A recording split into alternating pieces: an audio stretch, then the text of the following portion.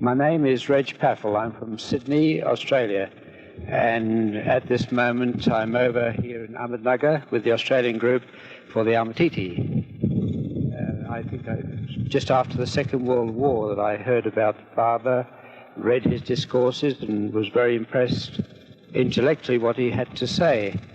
But I was fortunate enough to meet Baba in 1956 when he came to Sydney, Australia. I remember there would have been about 18 or 20 of us. We went out to Mascot to meet Baba when he arrived on his plane, and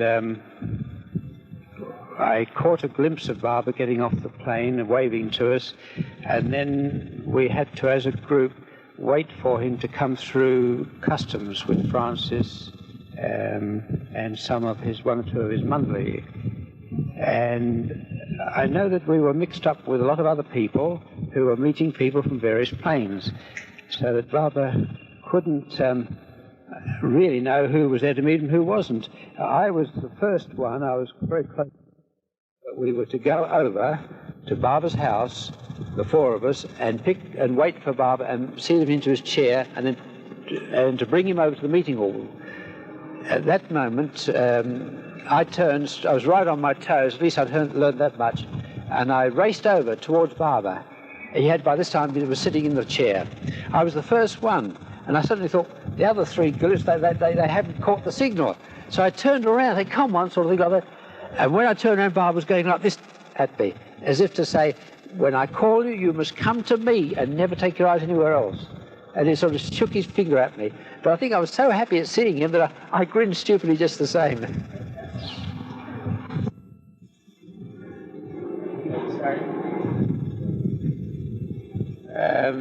August the 10th in 1956, when I met Baba privately, Baba's first words were, I needn't repeat them, but they were such that they surprised me at the time, but it wasn't until 10 years later that it suddenly struck me that what he'd said was something that I'd put into a letter I'd written to him years previously. And he'd more or less repeated what I'd said in that letter. In other words, he had remembered something in the letter I'd written to him years beforehand, and he'd met thousands upon thousands of people since. And I was staggered that he could possibly remember anything that I put into a letter all those years after. I didn't say what they were because I preferred not to, but they showed me the Baba sort of remembered everything you ever said to him or ever done. And that we were so darn dumb we forget half the time.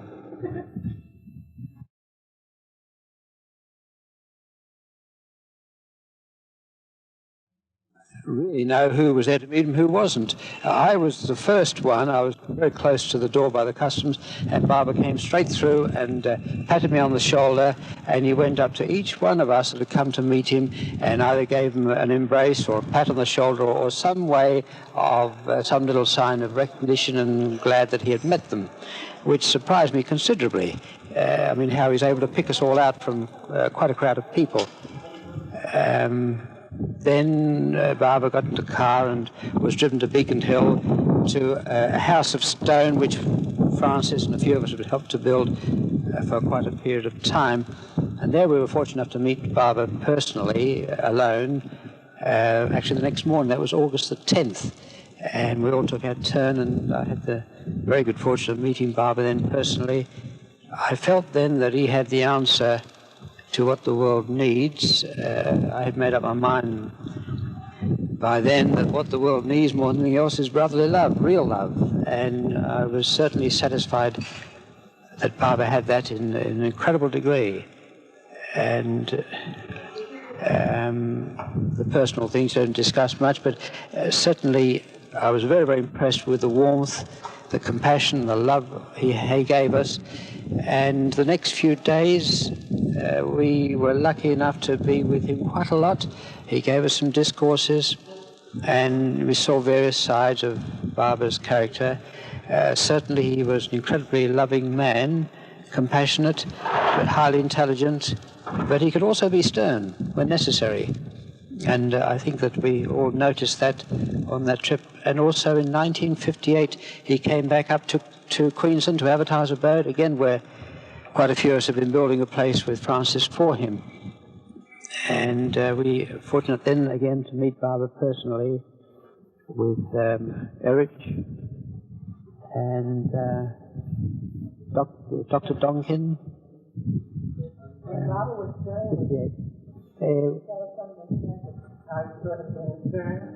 Being stern, yes. In 1958, he had just arrived at Avatar's abode, and he called all of us up into the meeting hall, and there I got an impression of sternness. He sort of put us all on the line, as it were, to saying, and asked us to put up our hands, those that would devote the rest of our lives and be his man. I felt then that he was sort of putting us right on the line. There's one or two that felt that they had to be quite honest and felt that they couldn't do what was required of them, and to them he was very loving and very understanding and very loving. But mostly, I would say, Baba did, with me, give an impression of possessing an incredible amount of love, quite incredible, and he had the capacity for heightening your consciousness. And I think that was the first time, well, if you'd known that love before, or if you'd met it when I think that was the first time, well, if you'd known that love before, you certainly felt you met it when you met Baba. And again in 1962 was the last time I saw Baba, the 1962 gathering in Pune, which was quite remarkable. But there, Baba was different again. It was to me like a loving father whose job was done, and he was glad to meet his children. Again, we had the good fortune of meeting him as a group, the Australians, of a morning, and it was a very colourful gathering, that particular gathering. He met there in Guru Prasad thousands of people who had come from all over India, and we saw the patience of him as he greeted each one individually. As regards stories about Baba, I did notice little things you'd notice about Baba that are unusual. One was that in 1962, Baba was sitting on a chair on a slightly raised platform so that everyone could see him, and we were like a long, what do you call it, a long tent, like a long tent. There must have been 2,000 or 3,000 people sitting down, and we were all under a light canvas, and birds kept coming in, and they could have flown anywhere, but they kept circling right around Baba, as if drawn through like a magnetic to a steel. To me, that little things like that impressed me. Another was in 1956, when I first met Baba. I was outside talking to Ted Jolly, who we'd got to know for some time and helped build it at Beacon Hill. It was Ted Jolly, Francis, and myself. And we were talking when the word came through that we should go inside and listen to Baba. Baba wanted us all to hear some statement from him. And I knew that it was utterly impossible for Baba to see us from where he was. There was about 2 thicknesses of brick wall between where we were outside and Baba. Anyway, we said, sorry, Ted, we've got to go inside. Now, Ted did not come in with us because he could not accept Baba. And we left Ted outside. We went inside, Francis and I, sat down, and Baba then asked Francis, who was that man outside? And Francis told Baba that it was Ted Jolly, that he had done a lot of good work at Beacon Hill, but that he couldn't really accept Baba. So Baba sent for him, and in came Ted, and Baba embraced him, and finally Ted went outside. But I was very impressed with the fact that it was utterly impossible for Baba to know that anybody was outside. And it had me wondering at that time, but little things like that made me realize that Baba was most unusual. Did Baba ever say anything particularly On the first visit? Yes, I think he does. On the first visit? Yes, I think he does. Probably to everybody. But certainly what he said to me showed that he knew my character, probably better than I myself. Certainly, yes, he did. I think that until two or three, on each occasion, really, that happened, you felt that certainly Bob was the oldest friend you ever knew, that he knew all about you, the worst as well as the best.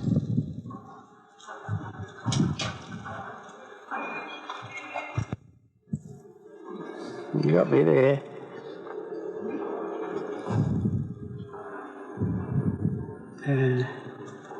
Well, my own feelings had been for a long time after the war and depression that really what the world needed more than anything else was a bit of love and genuine service. And he did mention those two things to me, actually, when he first met me. So that he made me feel very much that he knew me and what I thought of things generally. That people can love and serve people anywhere, no matter where they're working, any station in life.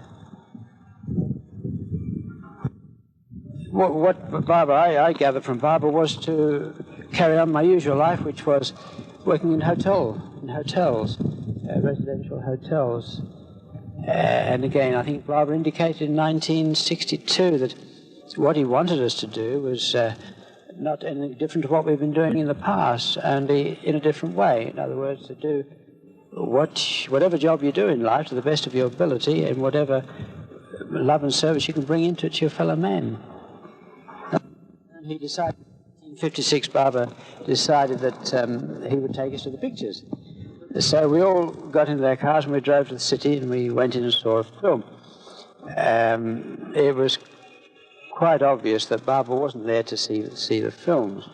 I was fortunate enough to sit right behind Barbara, and I noticed I had enough sense to keep my eyes on him all the time, and he covered his head with a shawl, and he wasn't looking at the screen at all. He was doing his work in that theatre, whatever it was. And we didn't see the session right through. He did take the shawl off his head once or twice and look around and give us a pat on the knee or something like that. But he wasn't there to see the film. Quite obviously, something was going on there, of which, of course, we knew nothing. Several of the men had quite a few jokes to tell Barbara. They were quite good. But I was trapped into telling him a story by Francis. And I'm the world's worst person at telling a story. And I think with all the people there listening to me, I got a bit of stage fright and didn't put the story over at all well. And Barbara sensed what was happening and to help me. And didn't put the story over at all well. And Barbara sensed what was happening, and to help me out of it, he said, "That's enough." He said, "I heard that one when I was a little boy that age." So he got me out of it. Yes, I recall that Barbara was sitting outside the house that we built for him in Avatar's abode, and the group was gathered around him. But he had suddenly, as if his consciousness was not there. He was 1,000 miles away, and an incredible look of sadness on his face, which quite touched me. I remember somebody tried to take a photograph, and I stopped. I thought it just wasn't right. There was a feeling of, as he's sitting there, of utter sadness, that his consciousness wasn't with us at all. He could have been anywhere, but certainly not there. Then all of a sudden, he came back. And he called us inside, and we were telling jokes and having fun, completely different. And it happened again in 1956 at the airport when we went to see him off. He was sitting down on a settee, and we were all grouped around him. And also the same thing happened there, that Barbara wasn't with us, consciously with us, as if somebody's used the expression, the balloon had gone up. And that's a pretty good description, I think. might have been Steve Donkin, I've forgotten who used that expression, but he just wasn't with you. Then suddenly he's back with you again, very much so and alert. In '56, Baba decided he would go down to, or had made arrangements that he would go down to Melbourne and see those people in Melbourne that were interested in Baba. And I had taken a week off from work, and I decided that I'd be one with Baba, and we went, about a group of dozen of us, we went on the plane with Baba and went down to Melbourne. And I noticed that on the way down, Baba looked as if he was thoroughly enjoying it, has looked around, but his attention was far more on the people in the plane than looking outside and all that. He did discuss various things with Francis. They were sitting just in front of me, Francis and Baba. But he was a nice sense of innocence as he delightedly looked around and enjoyed the company of those of us on the plane with him, and he would change people about a bit, some would sit near him, some further back. It was a very pleasant experience indeed. And the same thing you could say on the way up from Melbourne back up to Sydney. That there was that innocent air of like a man who's just getting on the plane for the first time with other friends and thoroughly enjoying every minute of it. But his curiosity wasn't so much on where he was going, it was on the crowd of people in the plane. That's where his real interest was.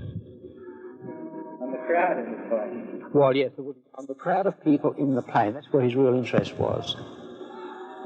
On the crowd in the plane? Well, yes, it wasn't so big in those days, but I suppose the plane held about 50. Some of the other people on the plane, aside from the Baba? No, I'd say not, no. The first impression I got of Baba was in 1956, when he actually arrived at Beacon Hill, meeting him at the airport, meeting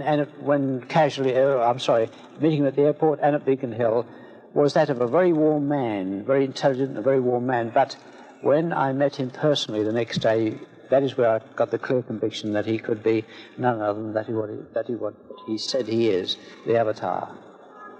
Very clearly and definitely. And one, I would say that goes for most people, one would get that impression distinctly when they met him personally. Well, I may be wrong there. Probably some people did pick that up when they were in a crowd with him, but with me it was on the personal visit, personal connection. And this particular afternoon, Baba was standing outside the house we had built for him, looking down over the valley below. It was a particularly lovely view. A few of us were grouped around Baba. Reg was there, and Francis was standing on the right-hand side of Baba.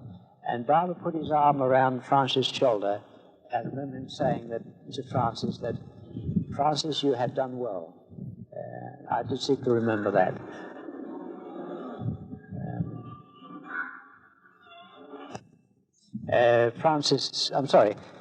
Baba on one occasion said to Francis that in time to come, hundreds of people would come to Avatar's abode. At that time, it was a very isolated area, and there was only a few of us that ever used to go to Avatar's abode. On the annual gatherings, there would sometimes only a matter of 5 or 6 people. But since then, of recent years, there has been as many as hundreds that turned up to Avatar's abode on the anniversary of Baba's visit there. Quite crowded, and of course, naturally, all local people. You're up? This, again, in 1958, Baba, as soon as he had arrived at Avatar's abode, Baba sent instructions that we were all to come up from the farmhouse down below where we were all staying. We were to come up the hill and to meet him at the meeting hall, which is opposite the Baba's house on the top of the hill. Well, we all went up and arrived at the meeting hall. I think from memory it was in the afternoon, and there was 4 of us had been told by Francis to carry Baba in his chair from the house. The chair was there waiting by the house, by the doorway of Baba's house. And when I got the signal, I was right on my toes, when I got the signal that we were to go over to Baba's house